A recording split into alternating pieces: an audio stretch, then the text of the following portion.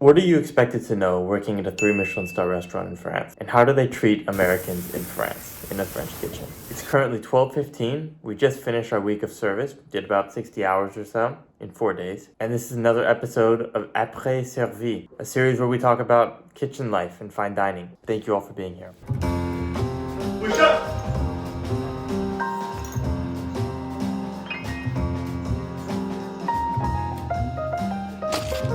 So even after spending 5 years with Thomas as a sous chef, I took the step to move to Paris to work at the Bristol as a commis. The food at the Bristol was not the most complicated food, just like we do here at Sésame, but everything was cooked correctly. Now I linked that video of Calvert because I remember that. I saw that interview maybe a year ago and it really just stuck with me. There is a great truth in going to a place that's out of your comfort zone and starting as a commis. I'm not expected to know everything. So in the past week, I've learned how to do all the tart shells, pastas, turn artichokes, all of these things. And it's not expected that I already know how to do it. And so that of course allows you to grow an incredibly strong foundation. And it may cause people to look down on you like you don't know something. But for me, it's such a great ability to just go in and take in the information given to you. And it would be negative if you were to be showboaty about it, right? And so for most of the time, I listen to what my teachers are telling me and learn from them on how to do these things, and they teach me them very well.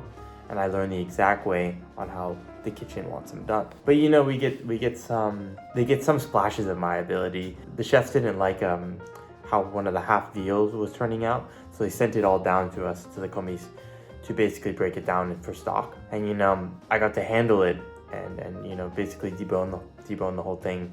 And it's a dried half veal, so it has the like a dry aged shell on the outside. And I got to break it down, and you know, some people are looking at me breaking down what may be the leg or just the rib, right? They're looking at me and saying, okay, how does he know how to do it, right? And, you know, because I've worked with similar types of animals before. And so they're saying, oh shit, this guy actually can break down the veal properly. I'm breaking it down and they say, oh shit, okay. He knows a little bit, right? They say, hey man, what restaurant did you come from again? Of course, our meat cook, right, has to break all these things down and cook them every single day for service. But it was just a fun thing for us to do, to break it down for stock, you know? It's wonderful. I've never dealt with veal like that before, you know? But I get to those moments of practice are also so fun and so cool. Because we get stuff like that all the time. A fish isn't good enough for service, they send it down, we get to break it down. Squid, chicken, etc. You know, not all of those have happened, but you get the idea. It's wonderful. We get to deal with like incredible product, even if it's not good for service, you know. And so with that being said, I also want to make a point that the chef de parties, the commis, the stagiaires, they're the strongest cooks I've ever worked with. Not even a question. All of them, you could put them into the different chef de partie positions, and with some learning, they could get it done. So with that comes some seniority in the kitchen for sure, where, you know, you're gonna have to be there a while before you appropriately move up, which is totally fine. I'm not complaining about that. Everyone is good. I mean, we had a stage from culinary school. He might be one of the best cooks I've ever met. Seriously. It's just crazy. In France, how they set up their culinary education is just different. It's ridiculous. And something else that I found interesting walking into the kitchen, it's the brigade. It's how the brigade actually works. So everything is pretty normal, you know, from a chef de cuisine down to commis. But when it comes to chef de parties, there's actually a saucier. And that was very surprising to me because in every kitchen I've worked in before, if you have a dish, you do the sauce and you cook the protein, etc., etc. Whether it's a cold dish, hot dish. The saucier prepares all the sauces for every single dish. Hot, cold, doesn't matter. All the sauces. And during service, unless it's a cold sauce where you just have to put it into his vessel for service, he's preparing everything, you know, foaming his sauce, warming it up, scraping the sides, all of this stuff. I love that saucier setup. And funny enough, I was talking with everyone there, the saucier is the highest position in the kitchen. And you know, you hear all the time, oh yeah, the saucier is so hard to do, at least from like when I was on YouTube as a young cook looking at these things. You hear in French kitchens there's a saucier, but it doesn't all make that much sense.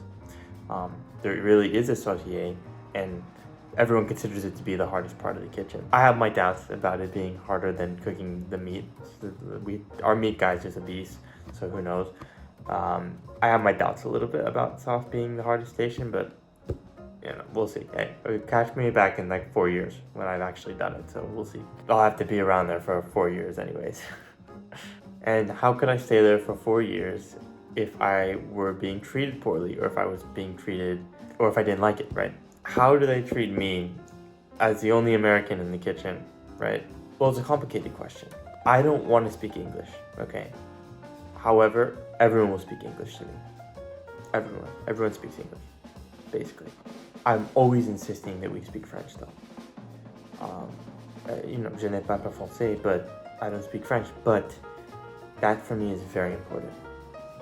Very important. Because I'm not an American immersing myself into a French kitchen. You know, I really want to be part of the French team, you know? And so always that kind of, it doesn't set me behind, but I'm wanting to speak French.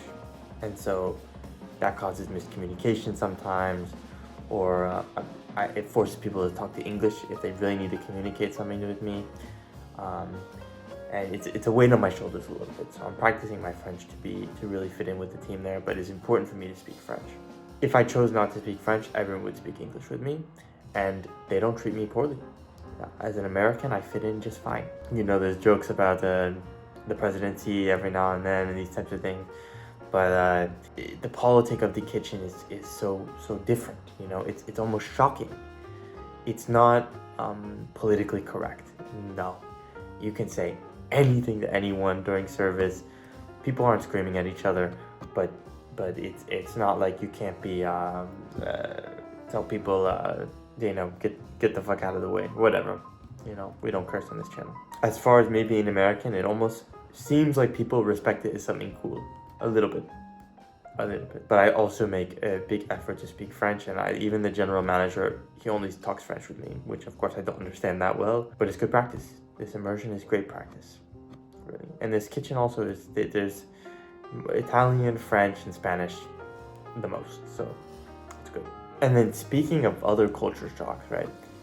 Coming from American kitchens, there is such a you know, just work clean, bro mentality. Yeah, and have everything squared off and like look perfect in your low boy. Dude, the chef, there's such jokes that think this way. I'm sorry, you're a joke. Like, okay, so I overheard something the other day in rough broken French, right, that there was a dish, a kind of a root dish that was being made, and for whatever, I don't know exactly what happened, but the chef was telling someone, basically, I don't care if your knives are straight and if everything is tared and you have everything straight on your cutting board and everything is straight on your logo, use the right product. That is all that matters. 3-star chefs in France have been doing that for ages.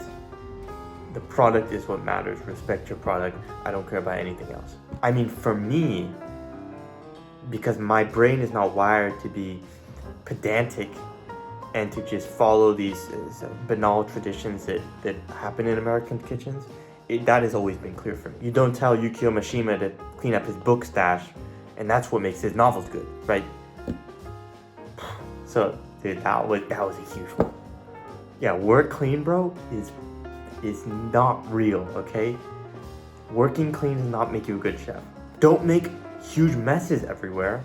When you're working with good product, the most important thing is to respect the product, and necessarily that will create some disruption in your workflow, a little bit.